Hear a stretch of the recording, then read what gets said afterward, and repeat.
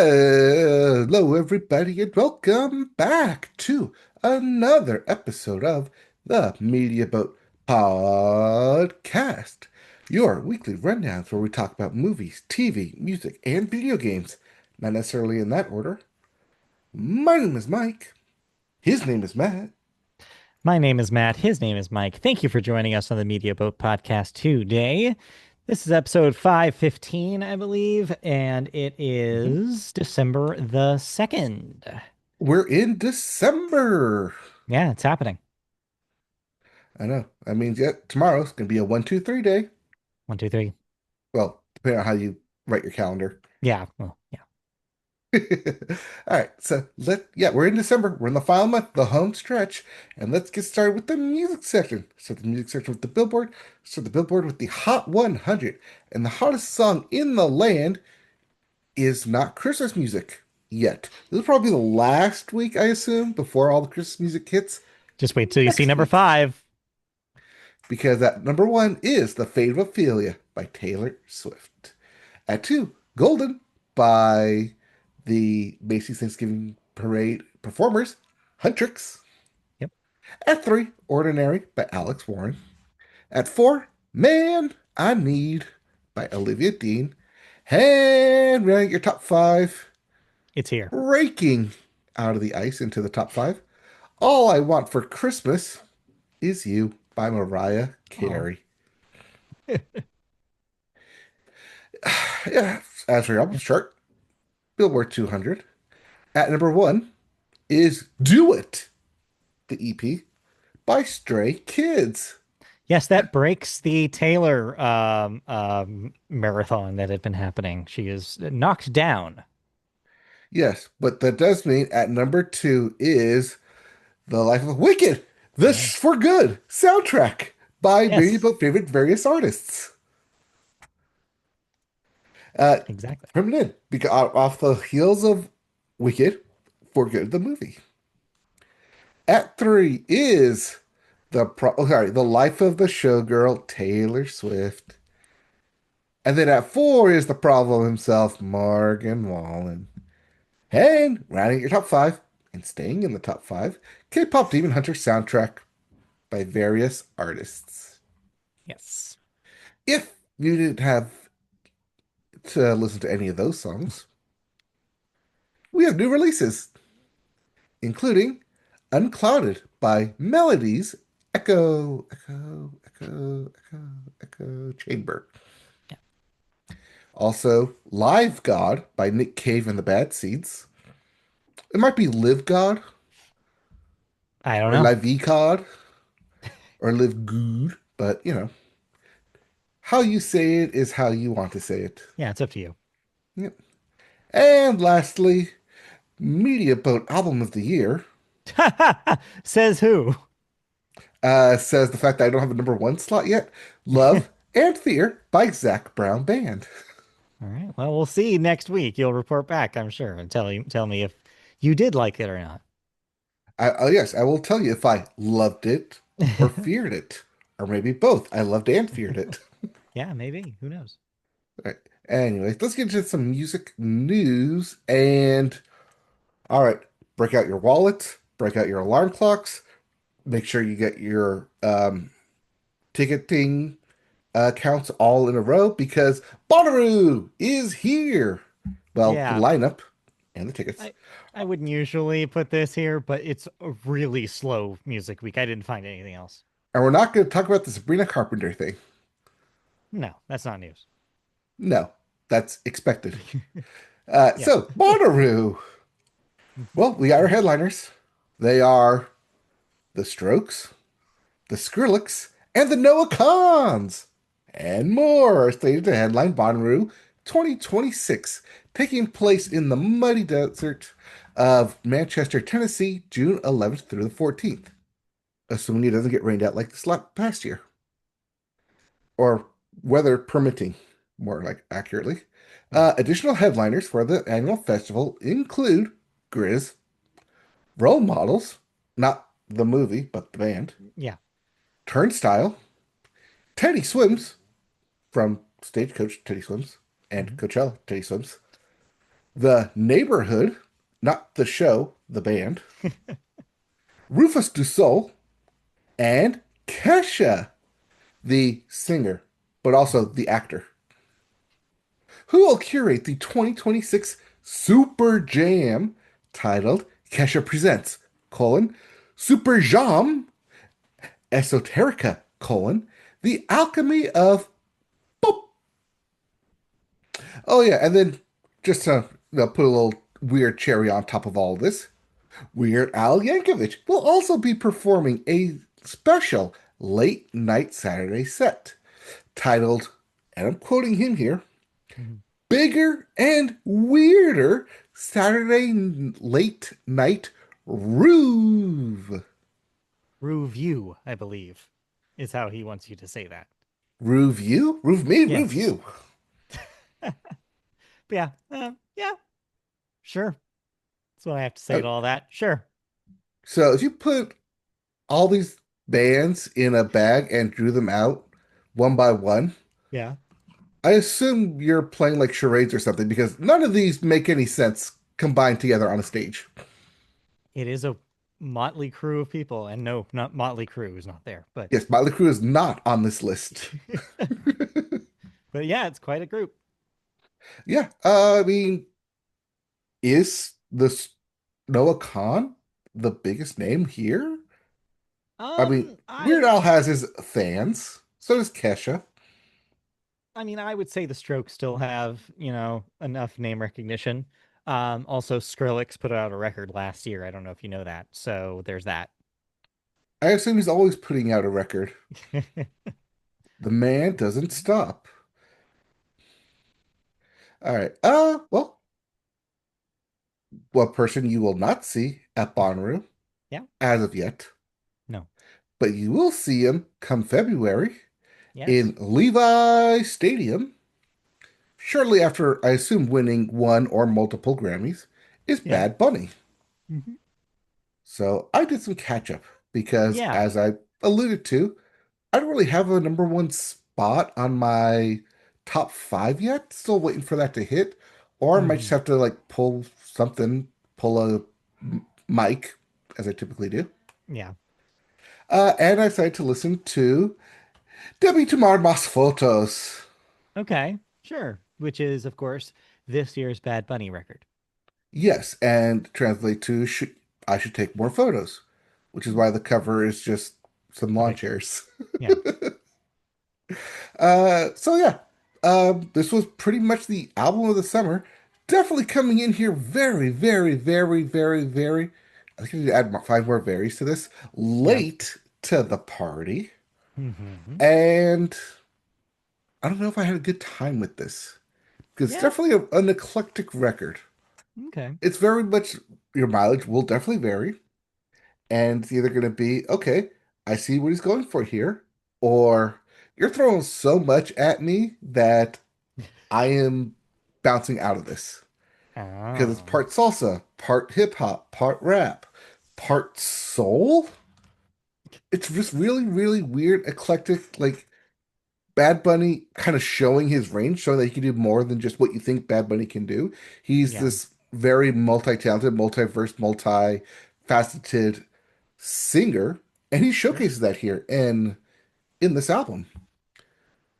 But if you're not expecting that and you just want like a classic Bad Bunny, you're not going to really get a classic Bad Bunny here, but you're But just going to get pretty much whatever throws to the wall is going to stick to you, which okay. means a lot of it's very dancey, a lot of it's very hip hop, a lot of it's very pop. But a lot of it is also, I have no idea what he's saying here. A lot of this is maybe too slow for me. Wow, there's a whole like mariachi section I was not expecting, so maybe I don't want to listen to this anymore. So it's very all over the place, which is both can be good and bad, depending on how you take it. I have a question though for you. What is classic Bad Bunny then, in your definition? Is it not this? Um, More like electronic salsa rap. But this goes That sounds elsewhere, delicious. I love doesn't it? salsa rap. Yes, electronic salsa rap, just like Hmm. yeah, someone's hungry.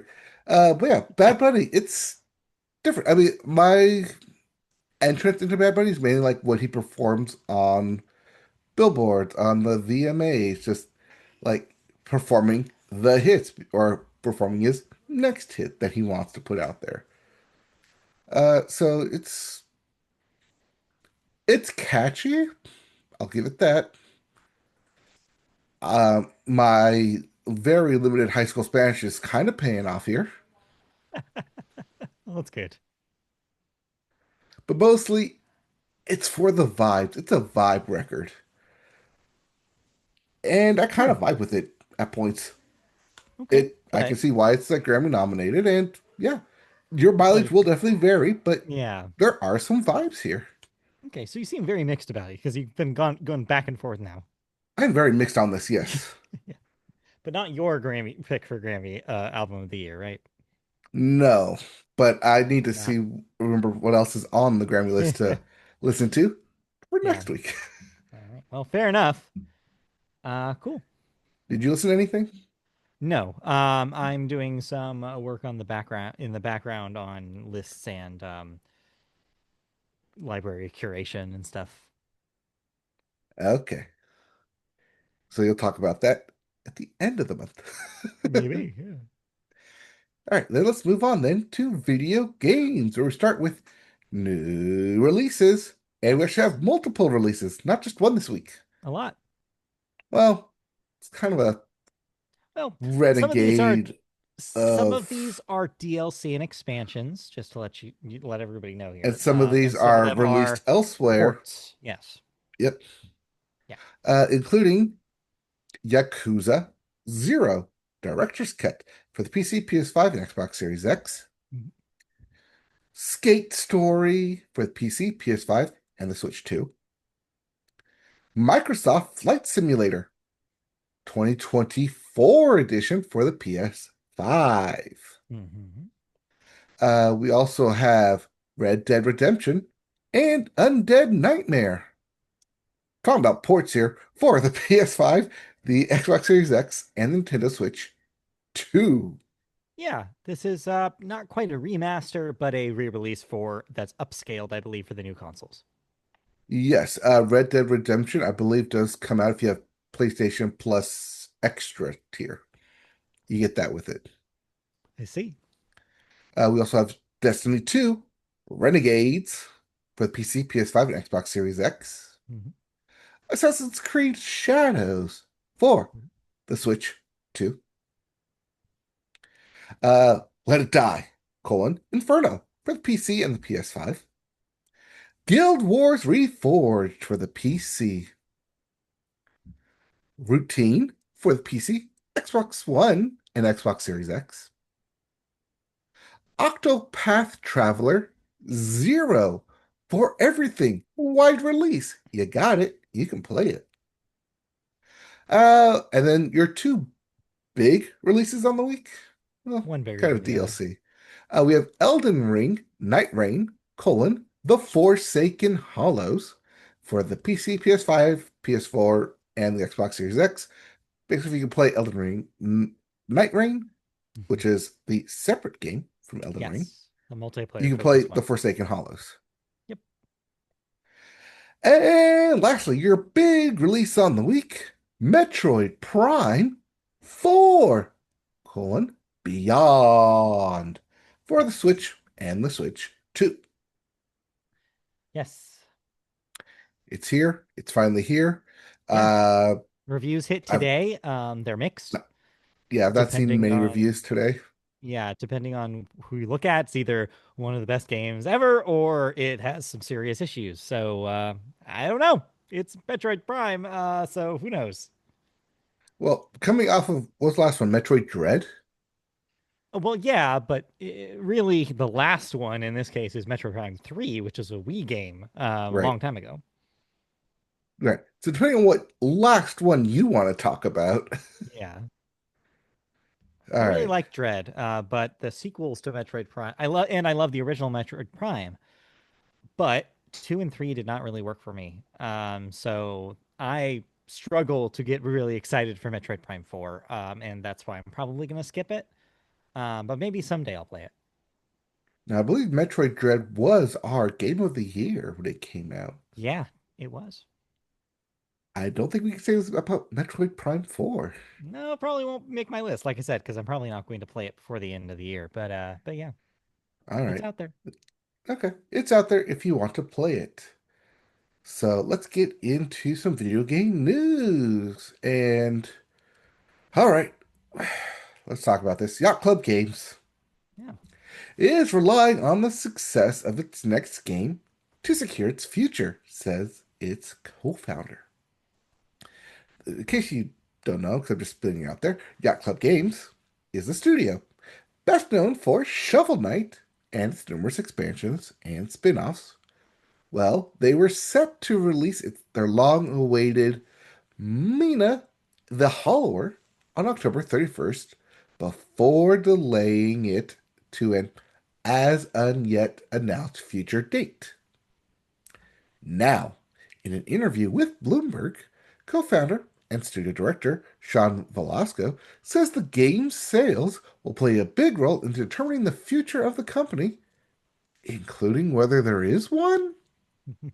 The make or It's make or break for sure, Velasco says.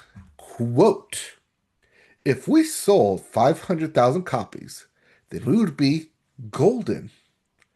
If we sold even 200,000 copies, that'd be really, really, really great. If we sold like 100,000 copies, that's not so good. Close quote. Now, given that Shovel Knight has sold more than 3 million copies since its release in 2014, some may believe that the studio's target for Mina the Hollower should be manageable, seeing as a new IP Mhm. and, going off of 3 million copies for 10 years depends how much runtime they need to sell those 500,000 copies. Yeah, it's an interesting story. This actually came out of a much, much larger, in-depth story where a reporter actually spent some time with Yacht Club Games and asked them all sorts of questions. But this was the big reveal, basically. They were like, "Yeah, this got it. Has to hit." And I included it less so for just as like a news story in itself, but I included it today because it is kind of emblematic of where indie games are right now. You have the studio behind one of the biggest indie hits of the last decade, one of the most influential indie games. Like Shovel Knight is everywhere. Like even 10 years later, Hmm. like the character started showing up in other indie games. Like it is known as like one of the benchmarks for when that movement really caught fire. And yeah, as the story says, it sold 3 million copies. So you have to wonder, why are we in a position still 10 years later where a studio that makes a hit like that, that's beloved, is barely staying afloat? It's a big problem and it's really depressing. But I'm also pretty sure that Mina the Hollower will do well. The studio already has kind of a cult-like fan base, and also it's a very notable name already, and probably would have done pretty well on its release date on the 31st of October. So yeah, I'm not worried about them. I think it will be successful, and I think they'll be okay. But it is kind of sad when you consider that if Yacht Club Games is like flailing like this, studios that are smaller than they are probably also feeling the heat. This also coincides with the story that we've been talking about, which is how do studios make games, especially when you have these free-to-play games coming out and these indie Yacht Club Games, which is an indie studio, Yep. a relatively smaller studio, going up and competing with AAA games. Now, Yeah. this year's kind of a mixed bag, especially in terms of the Game of the Year nominees, which we saw with like Blueprints and Silksong and Expedition 33 coming from relatively smaller studios. So there is space out there for indie games to catch on, but for every success there is, you got tens of twenties of hundreds of other failed or not as successful projects out there. Yeah. It's true. It's tough. Tough business.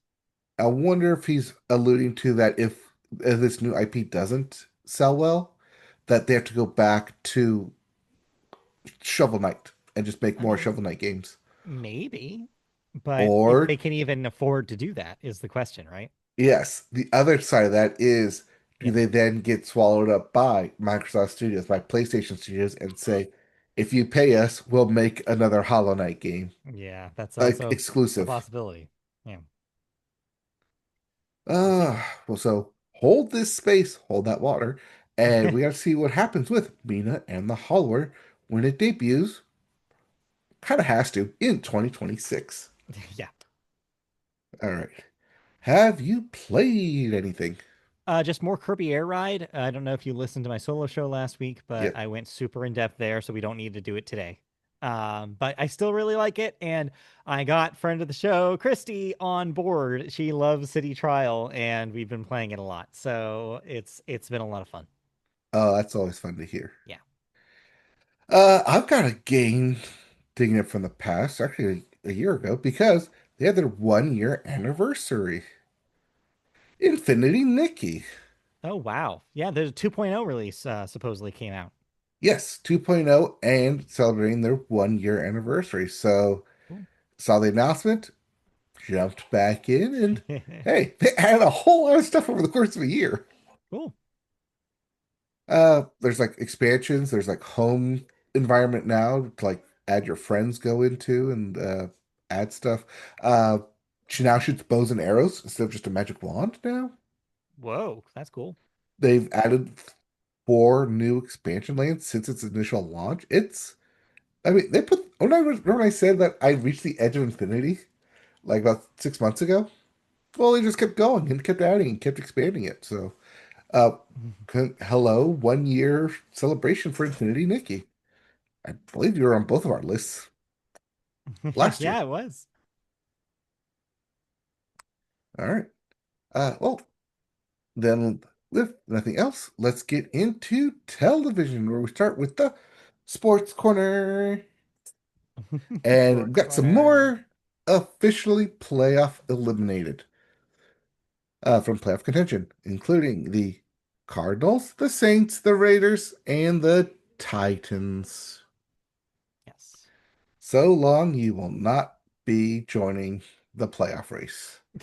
Of course, all 4 of those teams, 2 wins, except for the Cardinals. They have 3 wins, but they're also in a division where every other team is 9-3, so they're not catching up with 4 games left. Wow. Yeah. What are you gonna do? Uh, Trade Kyler Murray, get draft capital, Maybe. maybe. I don't know what these guys are doing, but well, I mean, they're because they're eliminated so soon. They're now kind of in a race to the bottom for draft capital, #1 picks. Yep. Speaking of #1 picks, the #1 pick in the NBA, Mr. Cooper Flag, has made some history. He's made history with 11 assists, becoming the youngest and so 11 assists, which is the most ever by an 18-year-old. Yeah, he's 18 in the league. And then he became the youngest player to score 35 points in a game. He's only the second youngest player to ever do that. The first being way back in 2004, I want to say, when LeBron James, yeah, scored 35 points in an NBA game as an 18-year-old. But Yep. he did it twice. So Whoa. Cooper Flag is halfway there to LeBron's stats, Damn. which, was what you want to see out of your #1 overall pick. You would think. Yes. Also, I had to double check because he did play college last year. Hmm. So I had to make sure, like, wait, he's 18 and in the NBA, and he Yeah. did go to college? That's confusing, right? You wouldn't Yes. think that. Right. Uh, but when you skip your senior year in high school and just go straight to Duke, have an Yeah. amazing freshman year, take your team to the NBA or to the NCAA March Madness dance and go pretty far, Yep. you end up being the #1 pick in 1 year. Turns out. And yeah, I too would like be like, yeah, if I had all that talent, take the NBA money or staying at Duke. Oh, definitely, right? Yeah. Yeah, but he's also like showing up all these guys, like all these like veteran NBA players, Yeah. and he's only 18. Sometimes you got to be embarrassed, on the court. Or you just be like LeBron, just like laugh at everything now because he's literally seen it all. Oh yeah, no, he's beyond it now. He's just like he's on a different level. Yeah. Well, he has to laugh at it because he did the 35-point game against the LA team. Well, not the Lakers, but the Clippers, Mhm. the other LA team. Right. All right. Well, speaking of 18-year-olds, college football, Yes. which is a weird way to segue that, but Yeah, I don't love that, but sure, we're rolling with it now. college football, the conference championship games are here. In the Mountain West game, we have Boise State versus UNLV, those Rebels in Vegas. For the Big 12, we have BYU versus Texas Tech.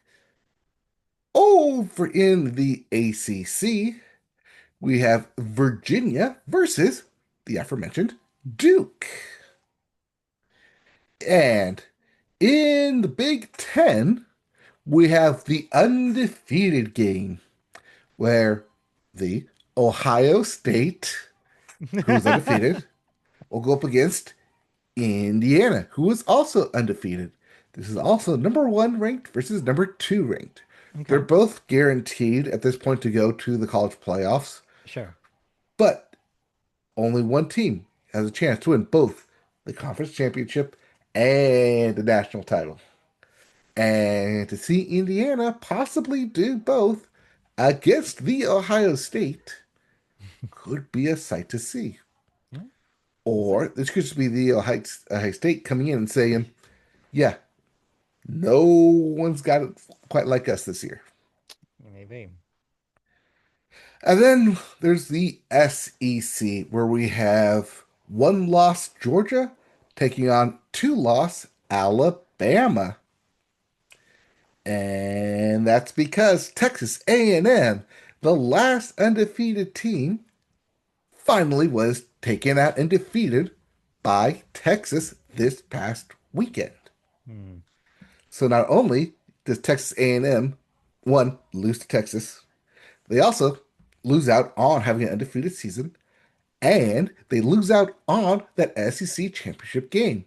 Even though this is only their first loss because of the strength of schedule of the other teams that they played over the course of the year, Alabama and Georgia had the stronger schedule. Thus, they were ranked higher at 1 and 2 to Texas A&M at 3 in the SEC rankings.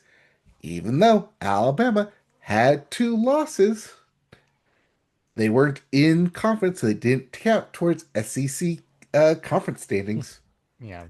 and that's why they made the game instead. Okay. So Mm. this may actually end up in Texas A&M's favor because now they get a bye week. Aha. Um, they may also get a bye week because the first four top four teams in the playoffs also get a bye week. So they may get even more time to rest their players. But as we saw last year, sometimes resting your players throws you out of a rhythm and you get blown out. Yeah, that happens sometimes. Yes. Well, the championship games will take place this upcoming weekend with Selection Sunday coming this upcoming Sunday, right after all those games have been played. And we'll Okay. know who's in all those delicious bowls and Hmm. who made it to the college football playoffs. I can't wait for some delicious bowls. Now, while one team, Ole Miss, awaits their fate, they'll have to do so without a head coach. Because right after they played their last game, head coach of Ole Miss, Lane Kiffin, announced he would take the job over at SEC rival LSU. Hmm. Literally days after they played their final regular season game. Now, Ole Miss could still make the the playoffs, but if they do, they have to have an interim head coach take them through it. Hmm. Lane Okay. Kiffin has officially said bye bye. Already hired his staff. Is already moving on to LSU because they are not in the playoffs. So he's already gung ho on next year. But yeah, Okay. college football. It's championship weekend. Get your snacks going. Get your bowls ready. Yep. Get those brackets busted. Wait, no, wait. Oh Yes yeah. to the brackets, also no to those brackets. Yeah. All right. Is that it for sports? Yes, unless you have draft news. Yeah, I have real brief draft news. The AUSL draft, that being the Athletics Unlimited Softball League, had their draft on Monday. I'll just be brief. There were actually two drafts because there's an expansion draft as well as the allocation draft because there are two new teams to fill. So the new teams, the Spark and the Cascade, in their first round picked Maya Brady, one of the star players from the Talons, the championship Talons from last year. And the Cascade picked Sam Landry, the other big star that broke out last season for the Volts. As for the allocation draft, your first round picks Kelly Maxwell, a pitcher, went to the Cascade. Kinsey Hansen went to the Spark. Talons got Jada Coleman. The Bandits got Kat Sandercock. Great name. Blaze got Alyssa Brito, and the Volts got Ali Carda. I'm not going to go through the rest of the draft. It's too many people, but yeah, you get the idea. So that season will start, of course, in the spring. Yep. And they're going to be in their cities, correct? They're no longer They in the will city be assigned location. cities sometime before the season starts. They said within the next few months. So that could be any time between now and March. So we'll see. Okay. Well, Yep, good luck we'll to see. those seasons and good luck to your Yes. teams. All right, let's move on to television news then. And our story is actually two stories about television adaptations of video games. It's a crossover. It's a crossover. Toby Wallace of Euphoria, Bike Riders, and The Society has become the first actor officially set as a series regular in Netflix's new Assassin's Creed live action series, which of course is based on the best selling video game franchise. The series stems from a deal Netflix signed with Ubisoft, the developer of the game, back in 2020. It is expected to start production in 2026 in Italy, with the exact time period unclear. But if it's in Italy, it's probably going to be the story of Ezio from the Assassin's Creed 2 series, Assassin's Creed Brotherhood and Assassin's Creed Revelations, I believe. So those three, that trilogy, will be what this is based on. I wonder how much of this is Netflix saying we have to have someone signed to this by the end of 2025 Yeah, it's like a because contract thing. contract thing. If they don't Yeah, have anything going by 5 years, goes back to Ubisoft. maybe. I don't know. But yeah, But so that I mean, at least it sounds like it's moving forward. yeah, it's moving forward, but hasn't even started yet. So we will probably not see anything from this until late 26. Yes, production starts in 2026, so Mm-hmm. expect this the following year, Maybe 2027, if not a 2027. January 28 Jeez. release. Yeah, depending on how long it takes. Well, see, if it gets to 28, then it'll be 10 years since the movie. Oh, yeah. Wow. A nice How you remember spread that? from it. Everyone forgot about that, Yeah. except Michael Fassbender. Oh, yeah. He'll always remember it. Speaking of Yeah, he has the Ubisoft Animus to help him games, remember. exactly. Speaking of Ubisoft games getting adapted to the small screen, FX has ordered a series adaptation of Far Cry. This is coming from Noah Hawley and Rob McElhenney, believe it or not, who is co-creating and co-starring in the project. While exact plot details are being kept under wraps, the series will follow an anthology format like the games and feature a different cast and setting each season. So, Violent White Lotus, is that what we're getting here? uh, kind of. But Noah Hawley's the FX guy. Yes, Uh, yes. you know, this the guy's FX kind of rise from Legion. which is also R kind of more R-rated, more bloody, more Right. of a comic book-y take. So I kind of expect Interesting. that more here. Yeah. Also, just being Rob McElhenney, we'll probably have to buff up again or stay buffed up. I think yeah, he's already there. I think he just needs to stay that way. Yes. Also, little sub note here. Uh, this came out of an interview where he actually changed his name. He now has to go by Rob Mack and drop the L Henny. Okay. All right. Sorry, I read what was on the thing, but yes, Oh, I know. Rob I did that Mack. because you'd be confused if it said Rob Mack. Rob Mack. Because who's Rob Mack? Oh, that's just That's Rob McElhenney. Mack.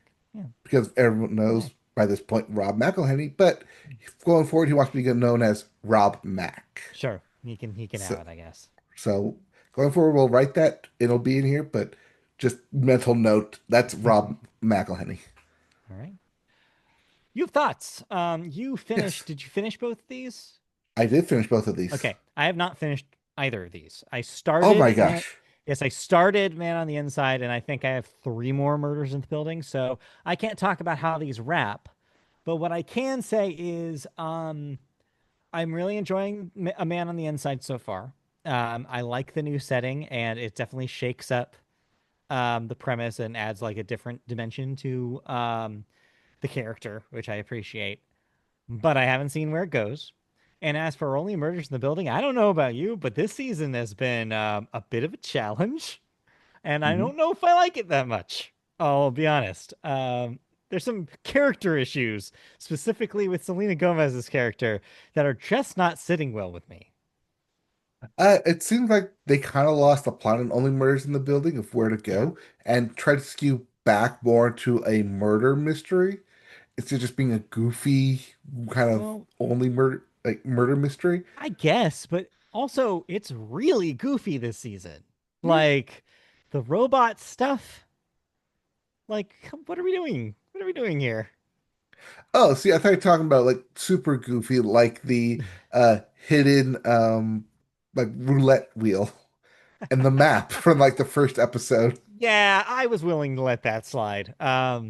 Contrary to other mysteries that we're going to talk about later, Mhm. Only Murders has never really been about the mystery. It's not really that much of a puzzle box to solve. It's just a setup for the characters to have fun things to do.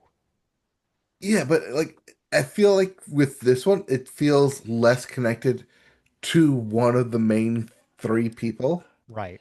which is why it's kind of like losing. It definitely Yeah. lost me. Yeah, I'd be it's like, okay, losing me. why are we doing this? Because the first one it was tied to Selena Gomez's character, Right, yeah.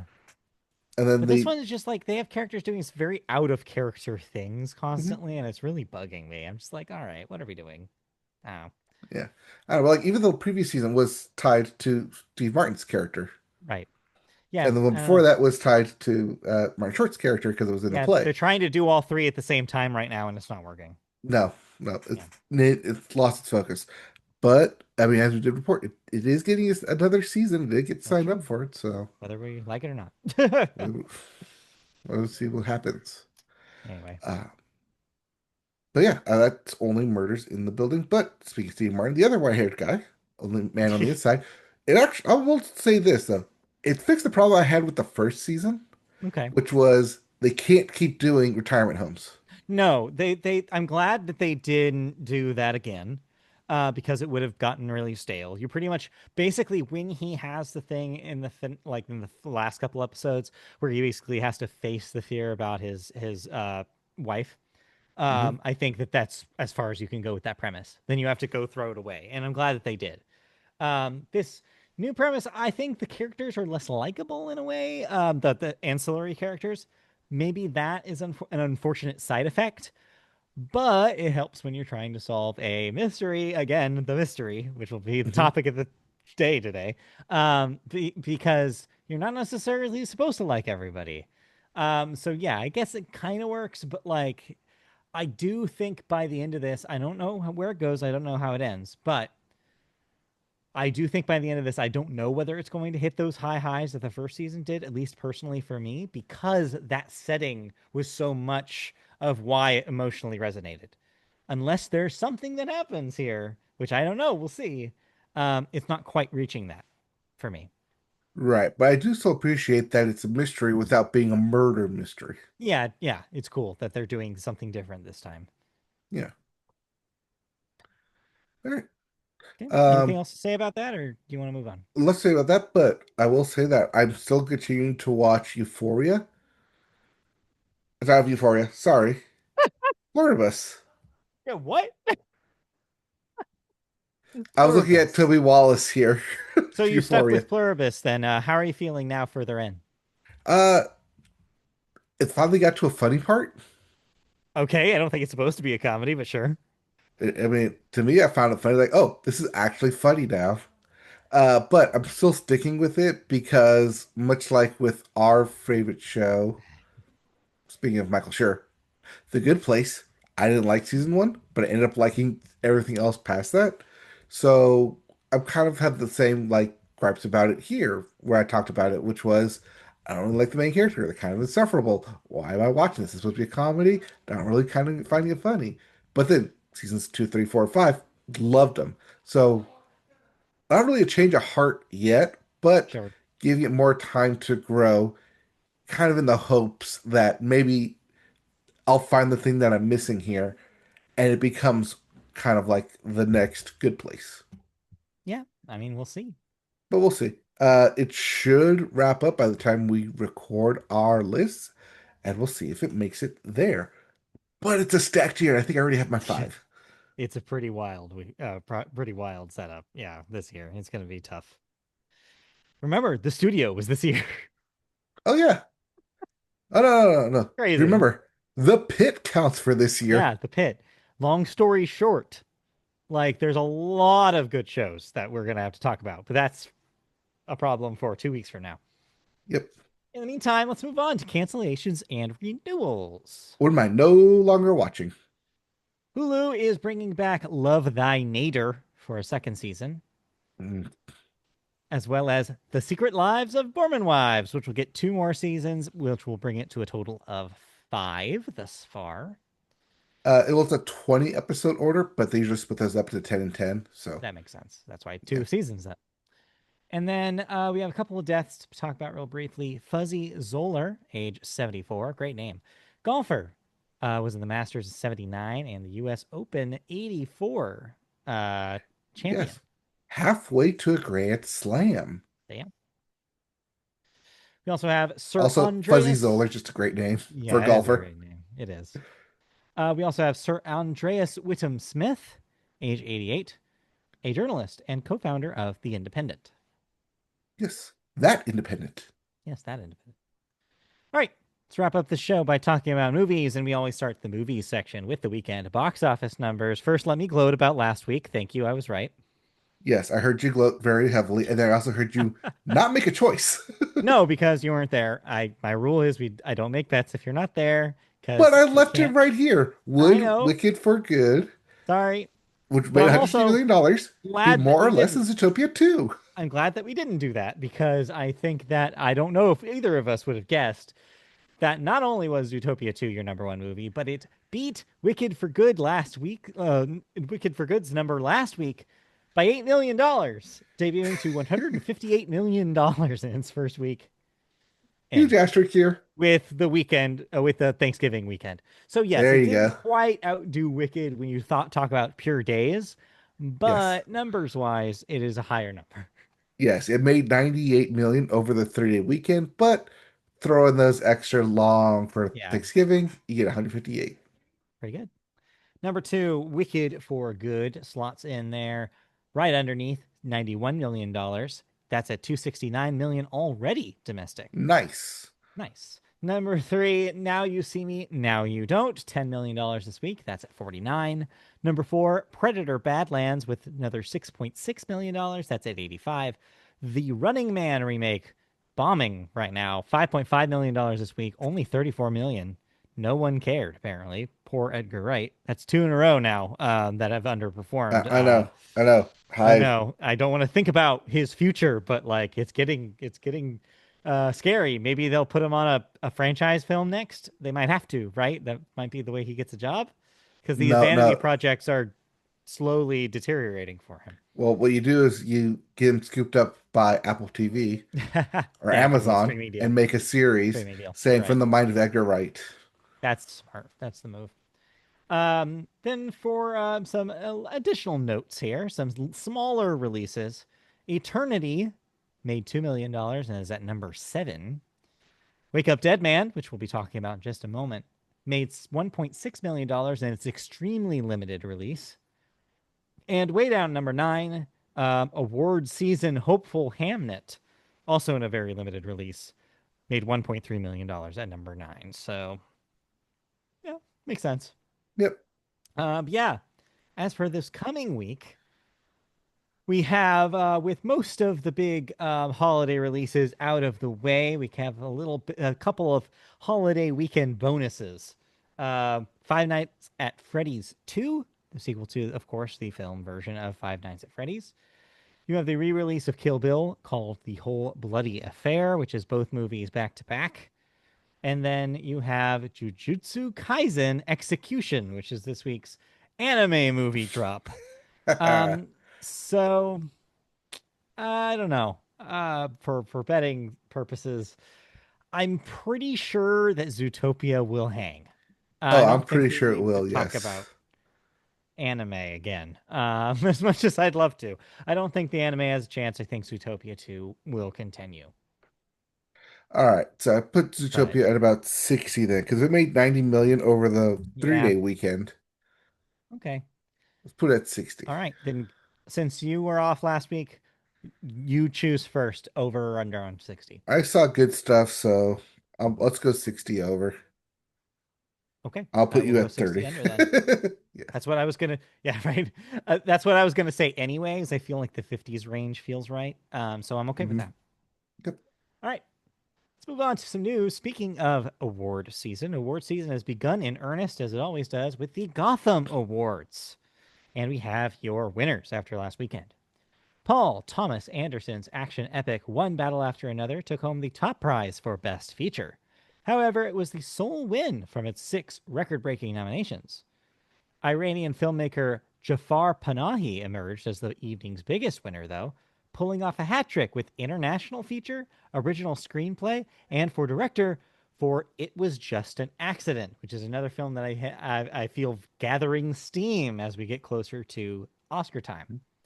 Sope Diziru won Best Lead Performance for My Father's Shadow. Wunmi Musaku clinched Supporting Performance for Sinners. And Abu Sangare won Breakthrough Performance for Solomaine's Story. That was a lot of words that I did not know how to pronounce in that And paragraph. you did Thank you pretty very good with much. it too. But okay. Also, just with the Gotham Awards, they don't separate Yes. it out between Right. actor and actress for No. the acting awards. It's just one award. Anybody. Yeah. Performance. Yep, put them all Perfect. together. So yeah, so take notes because this may or may not affect the races going forward. Maybe, maybe not. We'll see. It Yes. does. Uh, What I will say is the big takeaway here is it was just an accident. Looks like it's going to have some heat, more heat than maybe we thought before. yep, it's picking up heat here. It's gonna have that steam going in, and most people will just kind of auto check it as they go into it. But yeah, Paul Thomas Yeah, Anderson. At least you did win at least yeah, one Best that's Feature something. award. That's one so far. Of maybe more to come. We'll see. Yep. All right. There was also an honorary award given to Guillermo del Toro Yeah, for Frankenstein, cool. and he made quite a speech. I have not seen that yet. Frankenstein? No, the speech.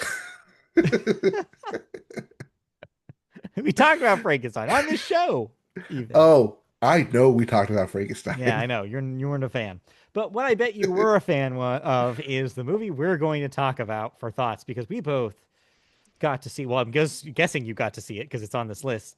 How? May I ask, and when? When? Yeah. So I ended up going Saturday night at Okay. 8:30 Yeah. to the theater you suggested. I just happened to have some time The carved theater out. down the street from me. What? Literally You down the didn't street. say I literally hi, drove by your place. and you didn't say hi.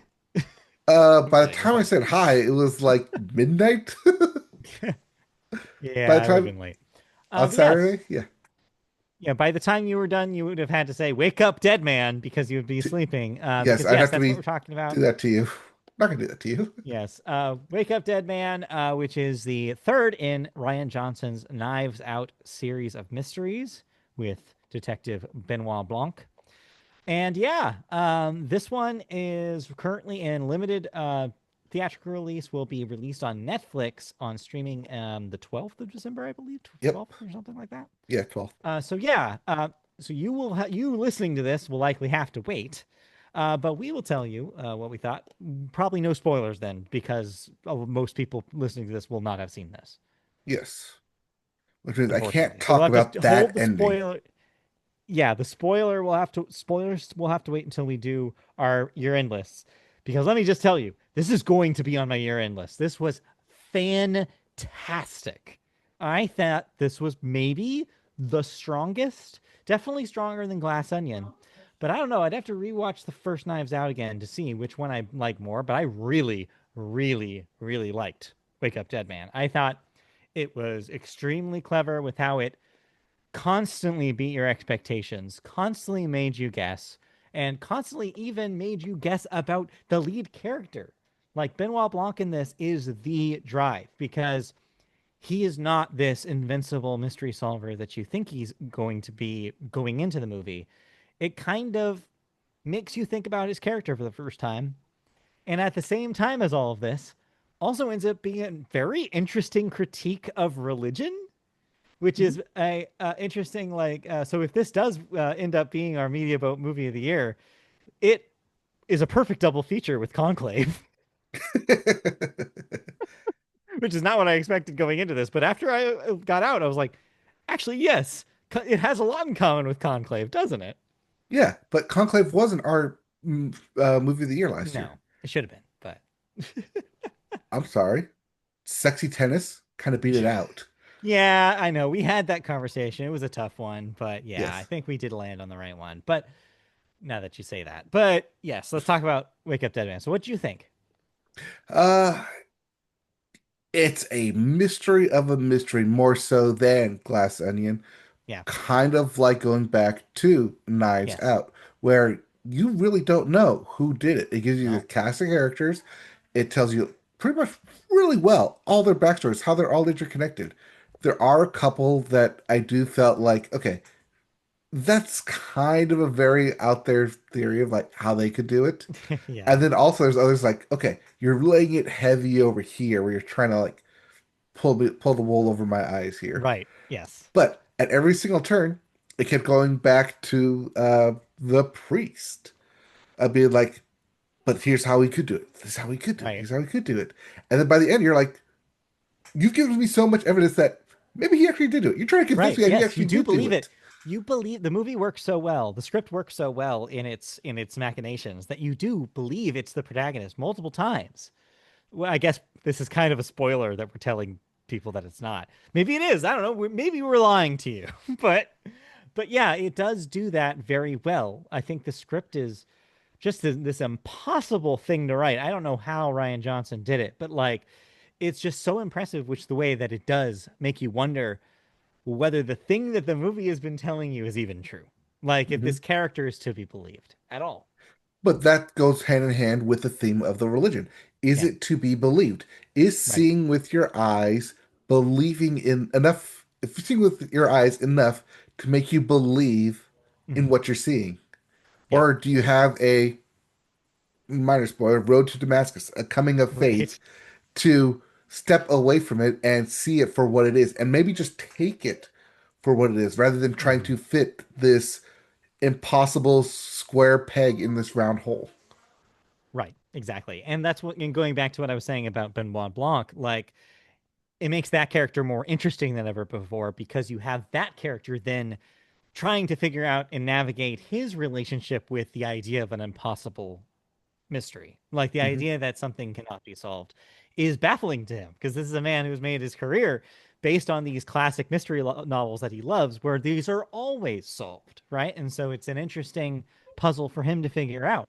It's unprecedented for him in a lot of ways, which makes it a very interesting story. It was also a nice call to the opening of Glass Onion, where he's sitting in the bathtub and says he needs a mystery to Yeah. solve. He needs something to chew on, something to rattle his brain. And here Yeah, it is. Wake Up Dead here it Man is. is that film. It's that mystery. Yeah. Yeah. It's yeah. Again, saying any more, we're probably into spoiler territory, but we Yes. might as well say I thought really most of the performances here are really, really great. Um, man, speaking of Glenn Close. challengers, Glenn Close oh just yeah, knocks yeah, it out. definitely. Also, yes. But I was gonna say, what's his name? Josh Connor, Josh O'Connell. Josh O'Connell. If like Yes. speaking of challengers, like he's even better in this. Like he is fantastic in this movie. Like you said, he goes back and forth so much with how he's characterized that you do think that he's capable of something bad. He Hmm. shows on the screen what he's capable of multiple times in the film. But he's just charming enough. He somehow managed to balance it the whole film where you legitimately don't know if he's a genuinely great guy that has a secret sordid like anger boiling underneath, or if he is actually a scumbag who is just trying to pretend that he's a great guy. He just he walks that tightrope so delicately that he pulls it off. And that is a hard thing to do. That's the great thing about these Knives Out mysteries that Ryan Johnson creates is even though Ben LeBlanc is the same character throughout all of them, Yeah. he's not the main character in these No. stories. And that's the thing why I think this is easily better than Glass Onion, because I think Glass Onion, you realize a little bit by the end of it, this character is a lot. Like there's so much of his character in Glass Onion. They really step back. Hmm. And I think it does a lot of good, like it benefits the story that they're telling here a lot to have the focus taken away from Benoit and being like more about the ensemble, like Knives Out one, and more about a secondary character. Because yeah, Knives Out also had its focus on a actual lead character that wasn't solving the mystery, and it is better for it. And so yeah, to return there, I think was smart. Yep. I will definitely be watching this when it comes back Yeah, out on we'll see it again for Netflix. sure. I may be watching it again after it comes out on Netflix. Yeah, this will be definitely a maybe a Christmas watch. It could work in that way. Hmm. All right, cool. But yeah, I mean, we will definitely be talking about a spoiler-free. Yeah. Well, this was our spoiler-free version. So yeah, we'll talk about the Spoiler-filled. spoilers. We'll have a lot to dig into when we talk about it in our year-end list. So just wait on that. I gotta figure out where it ends up on my end of the year list. I have an idea, but I haven't ironed it out. I But have an idea. I have two movies left to see the rest of yeah, this year. same. First one is F1 coming out streaming same day on the 12th. Okay. And I just bought tickets to Fire and Ash Avatar. Okay. And the reviews from the premiere just came out today, All right. and they're raving on the technicality on it. Yeah. I still So, definitely want to wait until I see one battle after another until I make my list. yes, But I'm not sure how that's going to happen. But I'm going to try to. it's a 3 hour movie, isn't it? Yeah, and it's $20 right now to rent, and I'm just like, we'll see. I don't know. I'll figure it out. Yep. I don't know. Can't be $6 like the Naked Gun was. Unfortunately, no. All right, cool. That'll do it then for the Media Boat Podcast. Thank you for listening today. We'll be back next week for another episode. In the meantime, if you want to see the videos of our podcast, you can go to YouTube and search Media Boat Podcast to find our channel, like, subscribe, and click the bell for notifications when new videos go live. You can also find us in audio form on podcast services. Just search Media Boat Podcast on your service of choice. You can find us on Blue Sky at mediaboatpodcast.bsky.social. And then you can also find us by emailing us mediaboatpodcast@gmail.com. Email us your questions, comments, feedback about the show. We'll read it here on the air. Thank you for joining us. We'll be back next week. Stay tuned for more Media Boat Podcast. We'll be back with more news, more thoughts, and more of us. See ya. All right, bye.